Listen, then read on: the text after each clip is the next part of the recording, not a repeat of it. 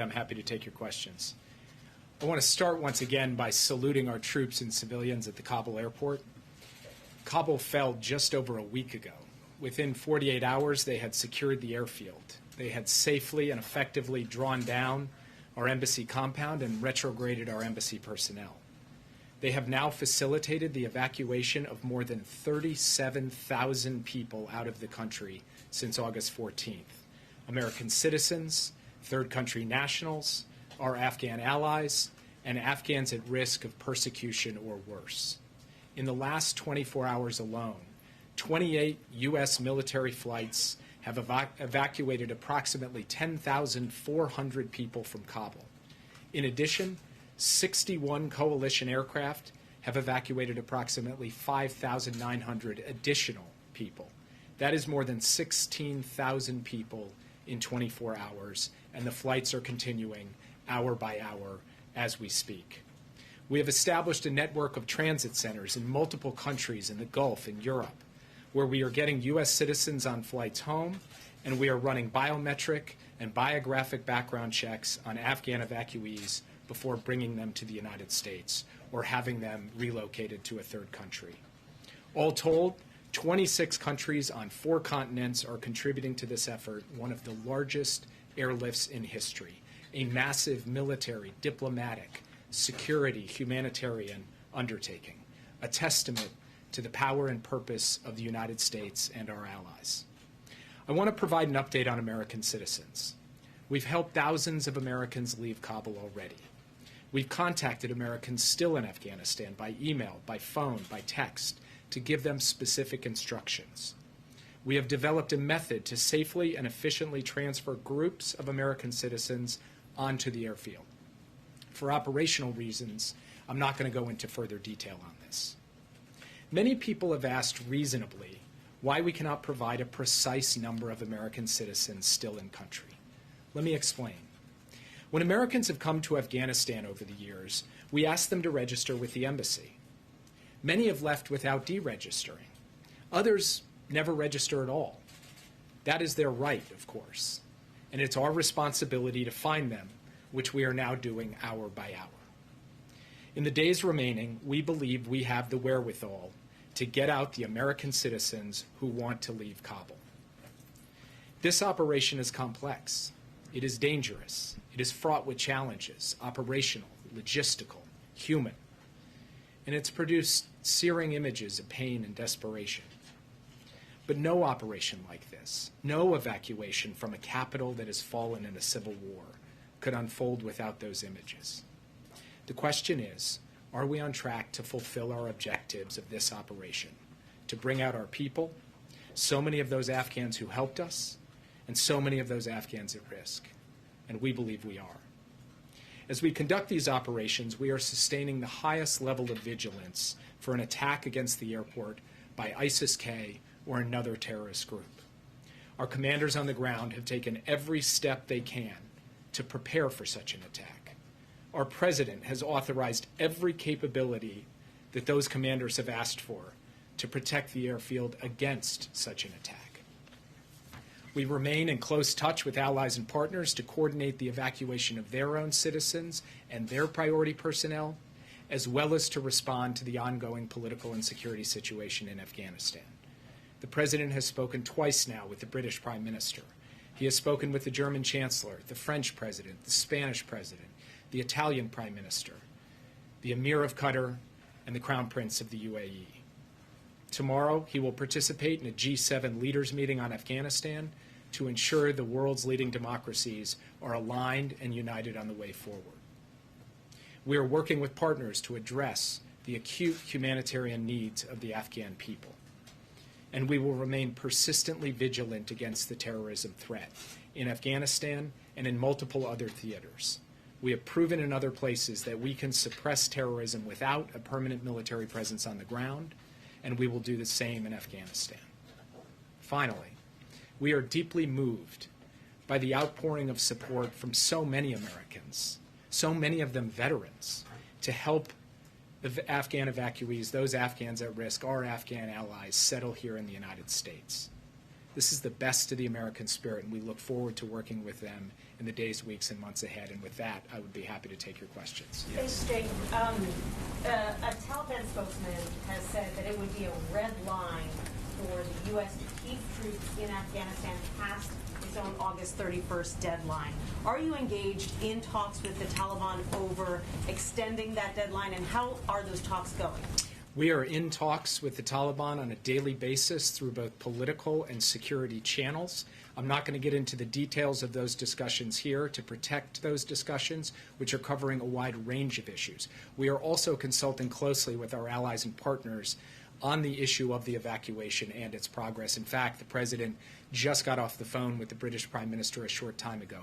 We are taking this day by day. We believe we are making enormous progress. And taking a step back, a week ago, I don't think almost anyone in this briefing room would have thought we'd be standing here today with 37,000 people already evacuated from the country. We believe we're making progress. We're going to keep making progress, and the President will ultimately make his decision about the precise shape and scope of the operation. And has the President decided whether he is going to need more time beyond August 31st to get all U.S. personnel and Afghan people out of the country? As I said, the President believes we are making substantial progress. Dozens of flights, thousands, now tens of thousands of people evacuated from the country. We believe today will be an efficient and effective day, and tomorrow and the next day as well. And as I said, he is taking this day by day and will make his determinations as we go. Yes. Just to follow up, does the administration think that they need Taliban agreement to extend beyond August 31st? As I said, we are engaging with the Taliban, consulting with the Taliban on every aspect of what's happening in Kabul right now, on what's happening at the airport, on how we need to ensure that there is facilitated passage to the airport for American citizens, SIVs, third country nationals, and so forth. We'll continue those conversations with them. Ultimately, it will be the President's decision how this proceeds, no one else's. Yes. Jake, you said we have the wherewithal to get Americans out, but you didn't, forgive me if I didn't get the quote right in your statement, but you didn't say that we have the ability to get them out. You didn't set a time frame by August 31st. So, as I've said before, as the President has said before, we believe that we have time between now and the 31st to get out any American who wants to get out. Yes. Yes. I wanted to ask, you have said multiple times, and the President has said that you could not leave Afghanistan without these chaotic scenes. No matter when you left, that would happen. I guess my question is, why did the administration prepare the American public and say to the American public, there are going to be very chaotic scenes. You are going to see, it's going to be rough. There's going to be a rough couple of weeks before this happened. Instead, you have the President saying, don't worry, we're not going to be, evacuating ambassadors or diplomats from the roof of the embassy. Don't worry about that. Why, if you knew that there would be chaos, did the administration not prepare the American public for the chaos? So first, I'm glad you asked this question, and I want to take a step back and address the nature of an evacuation in a circumstance like this, and then I'll come to your specific point on messaging. Whether Kabul fell in August or September or December or next August, the fact is, whenever it fell, there were going to be American citizens in Kabul who needed to be evacuated. There were going to be third country nationals in Kabul who were going to be have to be evacuated. There were going to be Afghans still in the fight who had supported the U.S. war effort over the last 20 years who were going to have to be evacuated. So an evacuation operation in a dangerous situation was going to happen at some point. And when you run an operation like that, when you are trying to position assets to go in and secure an airfield in a city that has been taken by opposing forces with a government that's collapsed, your contingency plan is going to hit head-on with reality, and there are going to be complexities and challenges and difficulties, and you work through them. You make adjustments, and you ultimately get an operation going that is moving out thousands, if not tens of thousands of people daily. That is what we have accomplished over the course of the week. It has not been without its immense difficulties, and we are very mindful of those difficulties. We are clear-eyed about those difficulties. But that is how we have watched the last week unfold. Why the President didn't walk out and say, let me explain to you exactly what is going to unfold in Afghanistan. All along, the president has been clear that the United States was not going to enter a third decade of American military deployment in the middle of another country's civil war. And in his speech in April, and in his speech in July, and in comments he has made since then, he has been clear that that could mean difficult times in Afghanistan. We have been clear-eyed about this from the start. But what we were not prepared to do, what the president was not prepared to do, was to say that for that reason, we need to keep American men and women fighting and dying in this civil war. Yes. Yes, Jake. Whether it's August 31st or shortly thereafter, it's clear that all of the eligible Afghans who work for U.S. forces and the U.S. government are not going to be able to get out. For those watching, what do you say to them? What advice do you give? Should they try to get to a third country on their own? Should they wait for some diplomatic solution? So first, we're in touch with the Afghans at risk, eligible for special immigrant visas and other categories of support from the U.S. government. We are trying to get as many of them to the airport as quickly as possible to get them on flights home. And as I said yesterday in comments on the Sunday shows, we will continue to get Afghans at risk out of the country even after U.S. military forces have left. Yes. Thank you, sir. The president has criticized his predecessor. He's criticized the Afghan army, the Afghan government for all of their failures. One group that he hasn't seemed to criticize at length, though, is the Taliban. Why is that? And then also, why does the president continue to say that the Taliban is facing an existential question about how they'll be viewed on the world stage? I mean, they're going door to door, going after the families of these translators. Don't they already know who they are? So first, the president has been very clear about his views of the Taliban. You've asked him repeatedly, do you trust these guys? And he's told you repeatedly, no, I do not. Of course he does not. Of course none of us do, because we've seen the horrific images from the last time we were in power, because we've seen the way that they've conducted this war, because we've seen the fact that they have been responsible for the deaths of American men and women through 2 decades of war, a war that the president was not prepared to continue for a 3rd decade. So we have no illusions about the Taliban.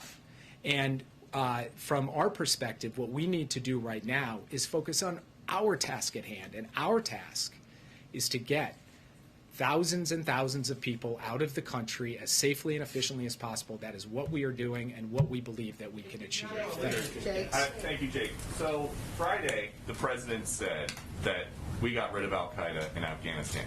Sunday, the Secretary of State said there is al-Qaeda in Afghanistan. So are you presenting the president with the full picture, or is he just misapplying the intelligence when he makes these public statements? The president was referring to al-Qaeda's capability to attack the United States, which the intelligence community tells us today is not present in Afghanistan. Today, it is not present in Afghanistan. What is present in Afghanistan right now to our forces at the airport is a serious threat from ISIS-K, which we're trying to deal with. And, of course, there's the possibility that al-Qaeda could reconstitute an external plotting capability in Afghanistan. That's why you've heard from the president repeatedly about the need for an over-the-horizon capability that will allow the United States, working with partners, to continue to suppress the terrorism threat in Afghanistan from al-Qaeda or ISIS-K or anyone else, just as we work to suppress the terrorism threat from al-Qaeda and ISIS in Yemen, in Syria, in Somalia, in the Islamic Maghreb, in many other countries. And let me just finish by saying the president has been clear that from his perspective, American counterterrorism capabilities have evolved to the point where we can suppress that terrorism threat without keeping thousands or tens of thousands of troops on the ground in a country. We have proven that out in other countries, and that is exactly what we intend to do in Afghanistan. And the president has spoken about the terrorism issue in Afghanistan repeatedly on multiple occasions. Yes. Does the administration regret not moving quicker to evacuate more Afghan civilians who work in the United States? So, again, I'm very glad you asked that question. So this refers to the Special Immigrant Visa Program. The Special Immigrant Visa Program has been around for a significant number of years, and it was never designed as conceived by Congress for a mass evacuation circumstance. Your individual applicant for a special immigrant visa typically took under the law, the way that it was applied by the various agencies of the U.S. government through multiple administrations, 18 to 24 months per person to get through the various vetting and other requirements to get their visa, sometimes longer, sometimes multiple years. When we took office in January, the Trump administration had not processed a single special immigrant visa since March of 2020, in nearly a year. So what we did when we came in was move as rapidly as possible to process as many applications as possible, as fast as possible, trimming months and months and months off of that process, working with Congress to get them to actually change the law over the summer to relax the requirements so we could move people forward. Even then, we put in place an evacuation operation using charter aircraft starting in July to begin moving SIVs and their families out. Now, as I said the last time I was at this podium, we did contemplate a big gray tail move of Afghans and others in the July, early August timeframe. We made the determination not to do so because not just Afghan government officials, but supporters of the Afghan government in Afghanistan, including many of the people who want to come out now, said that doing so would trigger a complete crisis of confidence in the government. As it turns out, not doing that evacuation didn't exactly save the Afghan government. We acknowledge that, but that was a considered judgment at the time. Once we faced a circumstance in which we needed to move rapidly to secure the airfield to help get those folks out, that's precisely what we did, and that is precisely what we are doing now. Thanks, Jake. Does the president intend to fire, reassign, or ask for the resignation of any White House personnel or administration officials who've handled the situation in Afghanistan? I have not heard him say so. It's, of course, your job to ask those kinds of questions. It's my job just to keep doing what we're doing, which is every day try to get as many people out as possible. What if the U.S. can't get Americans and Afghan allies out of the country by August 31st? But what happens then if the Taliban says they are not willing to extend? Is the U.S. going to abide by their red lines? So I'm not going to take this on as a hypothetical question. What I'm going to say is what I said at the outset, which is we're in touch with the Taliban daily. We're in touch with our allies and partners. We're reviewing our progress in this particular operation, which we feel has been substantial over the past few days, and the president will make his own determinations. Yes. Thanks, Jake. Can you say approximately number or percentage-wise the number of evacuees that are American citizens thus far? And then secondly, I know you don't want to get deep into operational details, but the president's made clear that the area around the airport, there's been an expansion in the safe zone. Does that mean American troops are operating outside the perimeter of the airport now? American troops are not operating outside the perimeter of the airport. What has happened is through these military channels of communication with the Taliban, they have extended the perimeter from the point of view of their checkpoints to allow Americans through, to allow third country nationals through, to allow SIV holders through. That is what is happening now, not right at the gate, but rather a substantial distance away from the gate. And I'm not going to get into the precise details of those distances, but that is what he was referring to with respect to the extension of the perimeter. On the question of relative ratios, the significant majority of those coming out are Afghan evacuees, because the total number of Americans in country was a relatively limited number of folks. So in terms of percentages of the 37,000, the substantial bulk of them are Afghan evacuees, but there also have been a few thousand Americans who have already been evacuated, and we are working on the rest now. So a few thousand. Do you have anything more specific? Are these people traveling with passports or other kind of documentation? And is that why you can't answer that question more specifically? Are they not traveling with documents? So again, the reason why we can't give you a precise number is because not every American who comes into Afghanistan goes and puts themselves in a database at the U.S. Embassy. They don't have to. Many of them choose not to. So it's our responsibility to put out the call through every means we know how, try to work through to get in contact with them, and ultimately build as credible a list as we can of folks who are holding those passports so that we can bring them to the airport and get out. The number of Americans who are in Afghanistan waiting to get out. How many Americans have you so far taken? Oh, I see. We can get you the precise number on that. Yes. Jake, two things. One, just a clarification. You had said that you will get all Americans in Kabul who want to get out. Did you mean Kabul or did you mean the entire country? And second, One of the things that you all bragged about over the weekend was the rapidity with which you guys negotiated over the last several days with third countries the ability to bring flights in to expand the number of places throughout Europe and the Middle East. Why wasn't that done months ago? I mean, you yourself have just said you knew exactly that this chaos was going to erupt at some point. Why would there be the need to negotiate on the fly with these countries if couldn't that have been done before? So I'll take your second question first. I have to tell you, I bristle at saying we bragged. Okay, I haven't bragged about anything. I'm trying to give you the straight dope from here, the good and the bad, and that means a lot to me. Secondly, it is certainly the case that we've had to add countries and try to add capacity in places. We did spend months negotiating transit centers to set up as part of our contingency planning in both the Gulf and in Europe. As it turns out, we have been able to produce a throughput that exceeded even our optimistic expectations in terms of the number of folks who could get out. So the fact is we are actually overperforming in terms of the evacuation numbers, and therefore we need a higher ceiling in terms of the number of beds and other facilities at transit centers. So we're simply adding capacity. But you can't go from a standing start. You can't go from 0 to yes in 24 hours. This is something that we have prepared, pre-positioned, engaged with allies and partners on over the course of time, so that when we pick up the phone and call, they don't say, what are you talking about? They know what we're talking about. They know that the ask has gone from a 5,000 cap to a 10,000 cap. They adjust accordingly, and that reflects the work of painstaking diplomacy over the course of many months. Yes. The first question about Afghanistan versus just Kabul. Oh, I see. Yes, we are trying to get Americans out wherever they may be in Afghanistan. Yes. SIVs. How many SIVs are being brought to the United States? Is there a goal for how many you intend to bring to the United States? What's their long-term plan? And outside of adding a priority 2 designation, what else is this administration doing to expedite the process of getting SIVs out of Afghanistan? We're not putting a precise number on it. The program doesn't put a precise number on it. There isn't some cap on the number of SIVs or some target. So we are working to get as many out as we possibly can.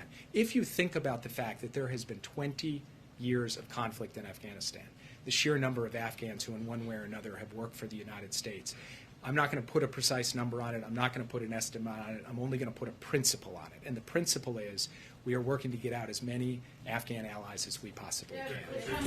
Prime Minister Johnson has said that he will ask President Biden to extend that August 31st deadline. Did he make that ask in the call? And what will President Biden tell Prime Minister Johnson if and when he does make that, either today or at the G7 meeting tomorrow? I'm not going to speak for Prime Minister Johnson or read out the precise details of the call. All I'm going to say is that the President continues to consult with the Prime Minister and our other allies on how this evacuation should proceed from here, and he'll ultimately make the determination. No message to what he'll say when Prime Minister Johnson does ask. That is the reporting right now, that the PM is going to ask the President to do this. So I'm not going to preview what the President will say in the G7 meeting tomorrow. At the moment, he's focused on private conversations with foreign leaders. He will have the opportunity to have that engagement in that private session with the G7 leaders tomorrow. And I'm not, from the podium, going to read out what are sensitive conversations among leaders between the United States and our allies. Judge, I want to get into the weeds a little bit more on how this administration is determining who is still left, what Americans are still left in, and which ones are not. Because as you said, there's some people who did not deregister with the embassy. How is the administration trying to determine who is there and who's not? Sure. So what we have done is we have put out through multiple different means, telephone, email, text, and publicly on radio, online, through every possible both broadcast and targeted means possible to Americans who may potentially be in Afghanistan. Please respond. Please contact us. Please tell us your location. Please tell us if you'd like to leave. Please tell us how many there are with you. So we've gone through that process. And then we've done a series of calls through all of the folks who responded to then have a refined conversation with each of them. We have tried to take that and then match it up against a plan to, as I said before, put Americans into groups to efficiently transfer them onto the airfield. But, of course, when you're trying to ultimately determine a precise fixed number, that is a dynamic and ongoing process. It's ongoing today. It will be ongoing tomorrow. And I'm just going to take one more question. What about the ones who don't respond? Are you matching it some kind of way to make sure they're not incapacitated or captured or something like that? For those who didn't respond, are you matching it up to make sure they're not there? So we have gone through our list of everyone who we believe is in country and reached out and tried to communicate with them in every way we know how. And as far as we're concerned, there's two universes. One universe is the people who did register. We've gotten in touch with all of those people or reached out to all of those people. The second list is folks who responded to the all call, which doesn't necessarily match that first list. That is a different group of people, some of whom never registered in the first place, and we're negotiating. We're discussing with them the best way to get them to the airport if, in fact, they want to come to the airport. Last question. Thank you so much. Two questions. One on the communication of the Taliban. Would President Biden consider himself speaking with the leaders of Taliban? And the second question, President Biden seems to be keeping the America First policy on Afghanistan. How can you say that America is back on the global stage after seeing the scenes in Afghanistan? And how do you think the world is looking at the United States right now? So on the second question, you look at the scenes at the Kabul airport, and what I see is the United States securing an airfield at the risk of several thousand American troops to facilitate not just the evacuation of Americans, but to facilitate the evacuation of third country nationals from friends and foes alike, and to facilitate the evacuation of tens and thousands of people who, for humanitarian reasons, want to leave Afghanistan. This is an enormous logistical, diplomatic, security, humanitarian undertaking. There is no other country in the world who could pull something like this off, bar none. So that's what I say to the second question. With respect to whether or not President Biden is likely to speak with the leadership of the Taliban, that is not in contemplation at this time. Thank you. Thanks, everybody. Thanks, everyone. Thanks for coming. Thank you, Jake. I'm down the Afghan journalist. Let me just do a topper on just another topic, and then we'll take plenty of questions. Okay. Today, a group on another topic, a group of over 70 leading economists, led by former CEA Chair Austin Goolsbee, announced in an open letter their support for both pillars of the president's economic agenda, the bipartisan infrastructure deal, and the Build Back Better plan. Their letter reinforces the case we've been making to the American people that these historic investments are vital for the strength of our economy and the financial well-being of middle-class families, writing, quote, "These once-in-a-generation opportunities will create millions of jobs, lower costs for American families, and lead to significant economic growth. Both the bipartisan infrastructure deal and Build Back Better agenda could likely ease inflationary pressures." Just one other note for all of you. Vice President Harris is currently, as you know, in Singapore. Her next step will be Vietnam. This trip is an important for the Biden-Harris administration. It's about strengthening and deepening our partnerships with Singapore, Vietnam, and Southeast Asia, because these partnerships matter to the people, prosperity, and security of the United States. I'd also note that her meetings in Singapore today resulted in several substantive deliverables across a range of key issues and reaffirmed the strong U.S. commitment to Southeast Asia and the U.S.-Singapore strategic partnership. Following their bilateral meeting, they announced agreements on COVID-19 and preparing for the next pandemic, climate change, inclusive growth and innovation, and resilient supply chains. Obviously, her trip will continue. Amr, go ahead. What is your message to the moderate House Democrats who want to vote on the bipartisan infrastructure deal before they'll vote on the $3.5 trillion budget blueprint? And why not just do the bipartisan deal first? Well, I would first say that the President has every intention of signing each of these pieces of legislation into law. And what I want to be clear with you all about is he supports Speaker Pelosi's proposed path forward to get this process done. I'd also note, and you follow this all closely, but for those of you watching at home, this is a procedural vote, important one, but there are a number of different ways forward here. And this is a debate currently, and a healthy one, an important one, within the Democratic caucus on what different parts of the President's core agenda should be passed in what order. In some ways, that's a high-class problem to be debating. That's what they're discussing. And it's not one that should be unexpected, given there are disagreements about a range of issues, even within the Democratic caucus. That's democracy. But I would note that the president's view is not just 36 years in the Senate, but this isn't his first rodeo, not even his first rodeo this summer. He had one in June and July, and we're going to work closely with Speaker Pelosi. He's going to continue to talk to a range of members. I would note for all of you that the president had multiple calls with Speaker Pelosi in recent days, and also had a call with her leadership team and 15 committee chairs about how vital the Build Back Better agenda is, because it will lower prescription drug costs, reduce the cost of housing and education, strengthen care for veterans, take on climate change, help families afford child care and care for older Americans. So we will continue to be fully engaged, but we understand this is a healthy debate, and we're confident about the path forward. Have you been able to reach out to some of those moderate lawmakers who have raised concerns? We have been, from the White House and senior team, in touch with a range of officials and members across all political backgrounds in our caucus, so you can be confident in that. And on today's vaccine news, is there any expectation that this is going to move the ball and get people who have been resistant off the sideline? And how significant? Well, it's a really good question, Amr. I think we're going to have to wait and see. I mean, there have been polls several weeks ago, or the last ones I have seen, that have showed that of the percentage of people who are not yet vaccinated, about a third approximately, depending on the poll, would feel more confident if there was final approval by the FDA. We'll see. You saw the president speak to this today. You will see him speak to this more, and you will see senior members of our team speak to this more, because we want to seize this moment and take advantage of course, this FDA independent approval to reach out to Americans who were waiting for that moment to let them know. But I don't know that we have a prediction of how many. Hopefully it will have an impact on those who have expressed concern.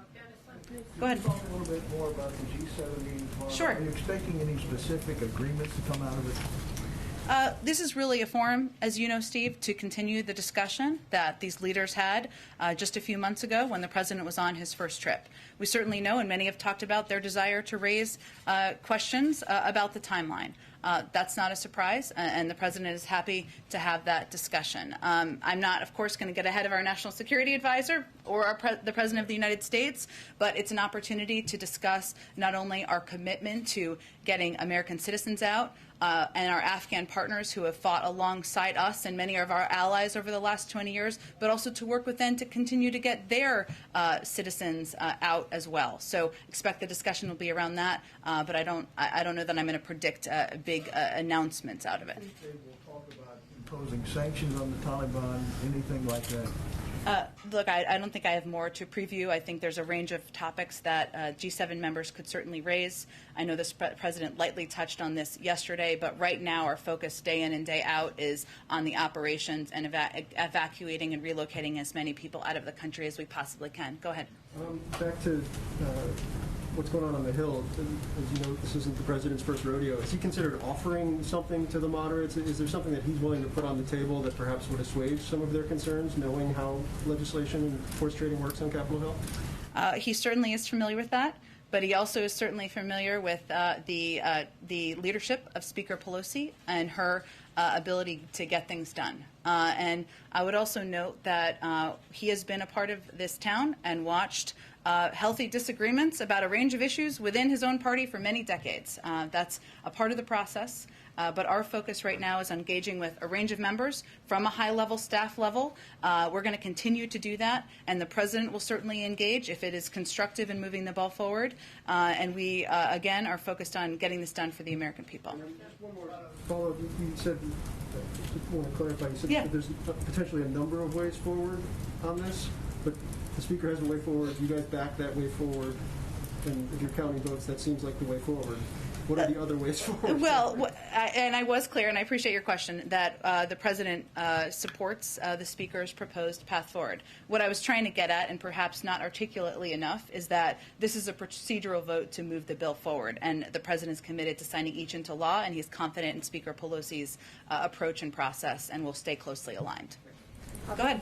Jen, we heard from the Pentagon that all evacuees arriving in the U.S. from Afghanistan are being COVID tested. Is the administration working on a plan to get them vaccinated?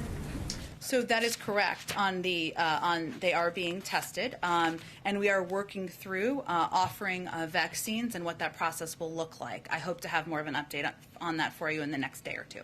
And one more on COVID. Will the White House convince more businesses to require vaccines now that the Pfizer vaccine has been approved by the FDA? Will we require or will we push them? Will you push them to businesses and require certain businesses to, or push them to businesses? Sure. No, I just wanted to make sure I was understanding your question. We have already started doing that over the last several weeks, and I think you've seen the president speak to this. You've seen a number of senior officials be more forward-leaning, I should say, about the role the private sector can play in mandating vaccines or taking steps with their own workforces. That is always going to be decisions for them to make, but some may assess, and some private sector companies have spoken out about how final approval of the vaccine may help them take that additional step. So we are here, and we are here to be a resource as they have questions, but certainly we're hopeful this will help put in place additional measures around the country.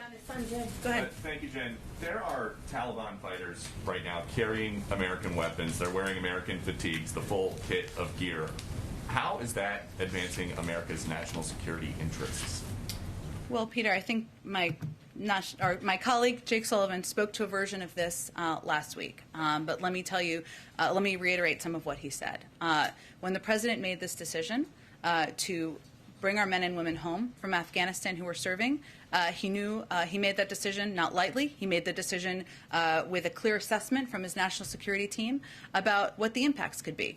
We have taken steps over the past few months to retrograde materials, to bring materials home, to make them not available to the Taliban. We have taken those steps from our military. But our choices at hand, the president's choices at hand, were either to equip the Afghan National Security Forces with the materials and the equipment and the weapons they needed to fight, or not. He made the decision to equip them with the weapons to fight, and we will continue to take steps to retrograde our materials and equipment. But does the president have a sense that most of the criticism is not of leaving Afghanistan, it's the way that he has ordered it to happen, by pulling the troops before getting these Americans who are now stranded? Does he have a sense of that? First of all, I think it's irresponsible to say Americans are stranded. They are not. We are committed to bringing Americans who want to come home. We are in touch with them via phone, via text, via email, via any way that we can possibly reach Americans to get them home if they want to return home. There are no Americans stranded is the White House's official position on what's happening in Afghanistan right now. I'm just calling you out for saying that we are stranding Americans in Afghanistan when we have been very clear that we are not leaving Americans who want to return home. We are going to bring them home, and I think that's important for the American public to hear and understand. Okay, and then following up on what somebody asked, Jake, the president likes to say America is back, but his policies have Americans getting beat up by the Taliban and Afghans handing babies over barbed wire fences. Is that what he meant when he said America is back? What the president meant is that we are going to continue to lead in the world, including being the leaders in evacuating not just our Afghan partners, not just American citizens, but now also our allies. And we have done that by evacuating approximately 42,000 people over the last month. That is Americans leading. That is our men and women in our military leading on the ground, securing the airport after the Afghans fled and didn't secure the airport, and ensuring that we are taking care of our partners as we promised to. Go ahead. More broadly, the president was asked about the polling. I'm going to ask you about it now. Would you acknowledge this has been a particularly challenging period for the president? There have been questions about his decision-making among some Americans, reflected in some of the polls. Well, I would say that, as the president said yesterday, but let me try to answer your question again, his focus right now is on taking the steps and making the decisions that he feels are in the interest of our national security and the American people. And that may mean that there are chaotic scenes. That may mean that there are people disapproving of his decisions. He understands that and accepts that. But he also believes, if you look at the work of his team, and I know this question was asked earlier, that the test of competence and of leadership is not about how you operate on your best day. It's about how you operate when the chips are down, when things are difficult, when you need to adapt and make decisions. And that's what we've seen over the last week. That's what we've seen the men and women in the military do. That's what we've seen our national security team do. A week ago, just over a week ago, we didn't have control over the airport. Now we've evacuated 37,000 people. That is American leadership, and that is certainly competence of his team. But certainly we understand that people are seeing chaotic photos, but he continues to believe that this was a decision that only the commander-in-chief is able to make, and one he had to make for our own long-term national security interests. Knowing there's about a week or so until the deadline, do you anticipate that the risk to American troops, American citizens, and Afghans will increase? Will there be You mean more, on the ground, Kelly? Yes. Will there be more desperation knowing that the number of flights out may be dwindling? And if so, how do you adjust for that in terms of your preparation? Well, I would say that security on the ground is risky and volatile, and we are not naive about that. We are very clear-eyed about that. And that certainly is a factor as the president is considering the August 31st question and the timeline. It is also a factor of the fact that we have expedited over the last 24 to 48 hours our flights and the number of people we've been able to evacuate. And his objective is continuing to focus each day, asking detailed questions about how many more people we can get out each day, because that is a real issue. And that's one of the reasons, and Jake talked about this a little bit earlier, that we continue to adjust and take operational steps as it relates to the perimeter of the airport and as it relates to how we're engaging with American citizens and our Afghan partners about how and when they should come to the airport as well. Go ahead. Thanks, Jen. Jake mentioned that he'd be able to get us a breakdown of the number of people who are being evacuated who are Americans and the number who are Afghans, but that's something that reporters have been asking for and not getting for several days. Do you have those numbers? And if not, when could we expect to see them? I certainly understand the question. I know that my colleague John Kirby said a few thousand Americans have been evacuated earlier today. As Jake noted, the vast majority have been Afghans, given this size of the population that we are moving out. And I'm happy to also follow up after the briefing and see what information we can achieve. Go ahead. One other thing that Jake Sullivan said in his opening remarks was that the president looks forward to working with veterans. The SIV applicants are integrated into American society. AMVETS and Vote Vets, a number of other groups, issued an open letter today urging a meeting with the president. In their letter, they said that if the Afghan allies are not safely evacuated, it would condemn veterans and survivors of the conflict to a lifetime of moral injury. One, does the president agree with that sentiment? And two, will the president meet with these veterans? Well, let me first say that we've been in regular contact with a wide range of veterans groups on Afghanistan and will continue to be. And we're in touch with the organizers of this letter to arrange a meeting with senior White House officials to discuss this letter. The VA is also working with VSOs and outside advocates on how to assist SIV applicants, which I know is of primary concern to a number of these groups, as it is to us. And the president, as you know, has the utmost respect for people who have served, as being a father himself of someone who had served. And he knows how determined veterans of our military conflict in Afghanistan are to make sure that the Afghan allies who risk their lives to help our troops are evacuated to safety. I would also note that one of the things the president has noted to many of us over the past couple of days is that as he thought about making this decision, one of the moments or several moments that has stuck with him is that many of you who covered him as vice president know this, but he spent every Christmas day at Walter Reed sitting with Gold Star families and sitting with men and women who had been injured in Afghanistan. Those are veterans too. Those families are families of veterans. Some of those families lost people, and he was not going to send another generation to fight a war that the Afghans were not willing to fight themselves. But I will tell you, we have been in touch. We will continue to be in touch, and I can assure you that the president will look for opportunities to discuss and engage with veterans groups soon. If I can ask you a question about the FDA's action today. Sure. It brings to mind a question that you've been asked several times in this room, and that is, why hasn't the president nominated an FDA commissioner? Is there a specific holdup that you can point to right now that explains why there's not a qualified doctor in the country that the president could nominate for this post? I can assure you, I wish I had a nominee for the FDA commissioner standing behind that door so that I could present them to all of you. And it is a very good question. And the president wants to nominate the right person to serve in this important post. And yes, of course, there are a range of qualified and talented medical experts and doctors out there. We have not identified the right person yet, and hopefully we'll be able to do that soon. Go ahead. In keeping with the question of appointments, you'll forgive me for putting on the Bloomberg hat. Has he made a decision on whether Federal Reserve. You got it. I knew it. It's like One bingo. step ahead of me, yeah. Has he made a decision on whether to reappoint Jay Powell? My colleague Saleh Mohsen reported this weekend that, excuse me, that Secretary Yellen has privately expressed her support for reappointing Chairman Powell. Has he made a decision? When will he make the decision on that? I don't have anything new for you on this, nor do I have a timeline of when he might make a decision. Do you have any comment on just Secretary Yellen's apparent preference? I will leave that to Secretary Yellen and the Treasury team. Go ahead. Thank you. Go ahead. Do you have any update? This week is supposed to be the end of the 90-day review into the origins of the coronavirus. Do you have any update on when that report would be released? What can we expect to see publicly? Sure.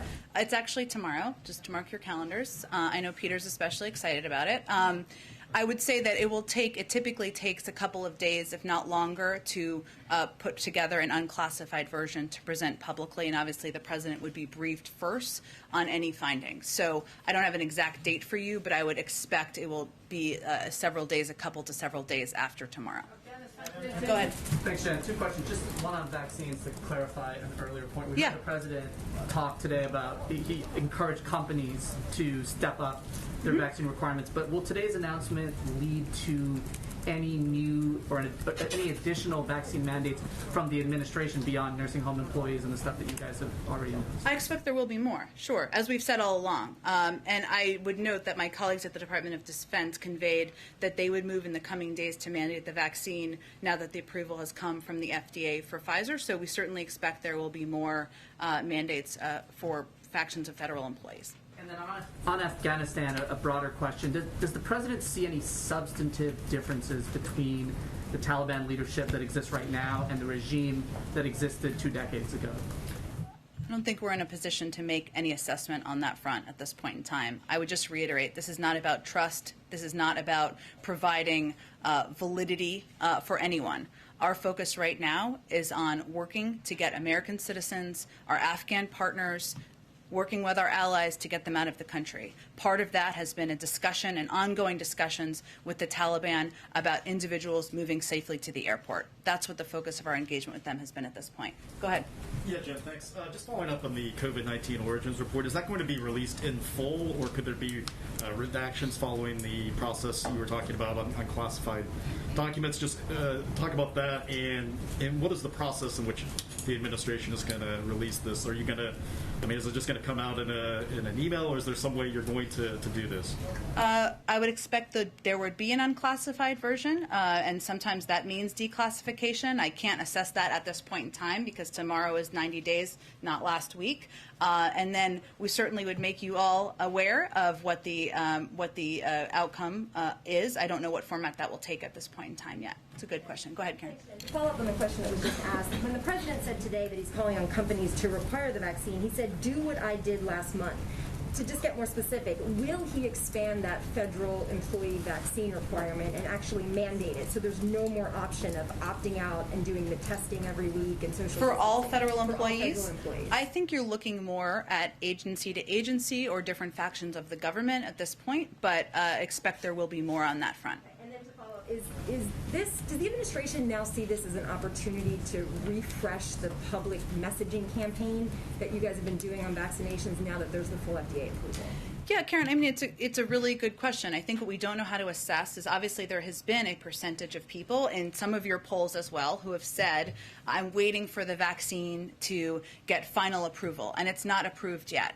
We're sort of going to test that proposition and see. And we are hopeful that there are a number of those people who have said that who will now go out and get vaccinated. And certainly communicating directly with people who are not yet vaccinated is always a priority, but this is a moment to redouble our efforts to do exactly that. Go ahead. So the president said today he's going to talk more about safely reopening schools. Is there any changes to the administration's guidance that we should be expecting coming forward? When do we expect to hear from him on that? I would say soon. I think we're still working to finalize what that might look like. But the president is certainly, as a parent and a grandparent himself, well aware, and as somebody who employs a number of us who have children, well aware of the understandable questions that parents have. Some have anxieties, and he wants to be able to speak directly to what his preparations are, how we rely on the science, and all of the steps we've taken through our Department of Education to make sure schools have the resources resources they need to open and stay open if they apply them this school year. But I don't have a scheduling preview for you at this point in time, but I expect you'll hear from him soon. In-person learning is still a priority, like still the Yes, president expects it to be open 5 days a week. Correct. Nothing has changed in that regard. Now, I will say this. A lot has changed over the last 8 months in that we have provided tens of millions of dollars out to schools, out to states, that has been distributed to many school districts who didn't have the resources they needed to replace air conditioning systems or ventilation, to do social distancing in some cases, to ensure they had testing requirements. That has changed. The Secretary of Education has made this one of his top, if not his top priorities, sharing best practices, working directly with school districts. As we have seen across the country in some particular states, we cannot force these states to allow school districts to put in these precautions that will help keep students safe. If they don't put in place the precautions, it's more likely there will be cases, and then they will have to take steps regarding quarantining, etc. But we have taken every step we can think of to engage, to empower, to equip school districts with the resources they have so that they can stay, so they can stay open 5 days a week. Go ahead. Yes, Jen, what's your reaction to former President Trump this weekend at a rally in Alabama asking his supporters to get vaccinated and then getting booed? Well, one, we will take anyone who has a big platform out there who wants to encourage people to get vaccinated, doing it. That's a good thing, and we understand that some of the people who are not yet vaccinated are not people who may have Biden-Harris stickers on their cars, and that's okay. In terms of, I think it's just a recognition, as we are very clear-eyed about, that there are still people who are skeptical out there in the country, that there are still people who, whether because of misinformation or a range of factors, are not yet getting vaccinated, even though it could save their lives. It means we still have more work to do, and we are committed to doing exactly that. Go ahead. Jen, thank you. At the risk of this being a yes or no answer, is the president concerned about being put on the spot with these pledges to get Americans out of Afghanistan by the 31st? All those who want to get out of Afghanistan. Is he concerned about being put on the spot with this? By whom? By just the general public opinion or whatever, with these pledges from him, from Jake and others. Doesn't it put the president on the spot a little bit? The president believes it's the responsibility of any president and the United States to convey to any American that if they want to come home, we're going to find a way to bring you home. And that commitment does not end on the 31st. But he is absolutely focused every single day, and I've been in a lot of these meetings, on ensuring we are expediting our processing, we are thinking creatively, we are adjusting operations as needed to get more Americans to the airport and out of Kabul. Go ahead. Thank you. I'll go to you next. Let me go to Andrew, and then I'll go to you next, okay? Thank you. Thanks, Jen. Jake mentioned that the U.S. would try to extract Americans who are outside of Kabul and other parts of the country. Does that apply also to Afghan SIV applicants who are also in that same situation, trapped in rural areas, and they can't make their way to Kabul because the Taliban is controlling the roads? I don't have anything operational I can preview for you on that front. I can tell you that our commitment to our Afghan partners has not wavered, and we are going to do everything we can to contact them directly, which is exactly what we're also doing, to figure out the best way for them to safely get to the airport. But I don't have anything more operationally to preview for you. Last time you briefed, you were asked about the number of SIV-approved Afghans who chose to stay in the country before the latest sort of chaos that we've seen. You said you might get back to us with an overall figure. Have you been able to dig that up? It's really a number, and I understand that your question. It's really a number the State Department has, and it is not. Okay, it's not a program that we administer from here. I'm happy to follow up on that, as well as Nancy's question and Kelly's question about the numbers. The president has said it publicly. Why can't you come up with a number if you're going to say it? Again, it's a program that's administered by the State Department, and the details of that are something that's under their purview. Go ahead. Thank you, Jen. First of all, it was a nice discussion. Actually, not nice, very tragic. I'm from Afghanistan. Everybody know. I don't have anything to say. Everybody know that. Thousands of people, 14,000 people around the airport, outside the airport. No food, no shelter. I know. Every single time I get like 20, 30 a phone call, contact. Everybody's crying, especially women, men. I know it's difficult for the United States too. Just as a woman, as a kind woman, that Afghan people really trust you. They love you so much, and they have expectation that the United States never leave them alone. But it happened. It happened. Just what's your message? Do you have any message, positive message? Because women under a lot of emotionally bad situation right now. Just I need your message to them. First, let me say that watching these scenes is incredibly heartbreaking and tragic. And, I have been to Afghanistan a number of times, and I've met a lot of these women you're talking about. The president has been there a number of times, has met these incredibly brave and courageous women. And I will tell you that I'm sure that part of the conversation the president will have with his partners and will continue to have with the United Nations is how we can continue to provide assistance, continue to stand up for these women and their rights in Afghanistan. So I don't want them to feel they have been forgotten. They have not. And we will keep them in our hearts. And thank you for your question. Go ahead. Thank you, Jen. It's related to Kelly's question about the polls and the political fallout. Is the president concerned about the Afghan crisis causing a loss of momentum on all the other things he's been trying to do? It's a pretty unique situation to have such an enormous domestic crisis with the pandemic and a lot of people still not wanting to vaccinate. Now the Afghan thing, which is naturally sucking up all the attention and effort and energy, and his landmark piece of legislation, which is now hanging in the air. Can you just give us a little bit of an overview of the bandwidth that you have, that he has, I'm sure he wasn't expecting to be here, right back in the summer of freedom. Well, first, you're not elected president expecting to do easy things. You're expecting to do hard things. You don't come and work at the White House because you're expecting to have easy days. You come to work here because you're expecting to do hard things and be a part of doing hard things. And certainly that's what we're facing right now. But let me give you kind of another way to look at this. We have now vaccinated more people than ever, almost, if not ever, have been vaccinated ever in the United States in history. We are operationalizing perhaps the largest airlift, U.S. airlift in history. We are working toward getting 2 major pieces of legislation through Congress, through the House of Representatives, and then hopefully, then the president will look forward to signing each into law that will change millions of people's lives across this country, fundamentally address the climate crisis, and invest in industries to make us more competitive for our future. So, yes, I know we see polls. Many of your organizations have seen polls. But we also came here to do hard things, and I would say those are a couple of things that we're proud to be a part of. Go ahead. Yeah, the staff in some of these schools, and the kids even in some of these schools without mask mandates, are getting sick, some of them very sick. Secretary Cardona seemed to hint last week that the federal government could investigate districts that fail to provide a safe return to school. Does the president think there should be consequences, and is there any discussion of tools that the federal government could use? Well, thank you for your question. As a mother myself, as I know I've noted many times, but it would be incredibly scary to me as my daughter is preparing to go to kindergarten next week if there were not masks in elementary school. And I know a lot of parents in Florida, Texas, and other states around the country are confronting that, and some kids are getting sick.